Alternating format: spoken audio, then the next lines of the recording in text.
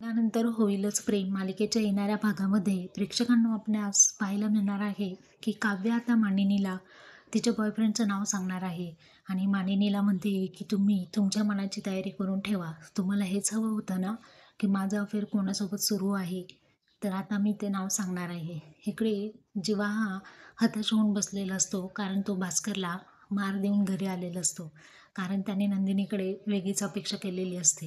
नंदिनी म्हणते, हे तुमच्याकडून चुकून घडलं. ज्या गोष्टी घडल्या त्या पुन्हा आता मी एकटी कशी सुधारणार आहे. आता 15 दिवसांची मुदत, फक्त 7 दिवसांमध्ये मी माझा आनंद निवास कसं मिळवणार आहे. इकडे मानिनी आणि काव्या या दोघी बोलत असतात. मानिनीने काव्याच्या हाताला लेप लावलेला असतो.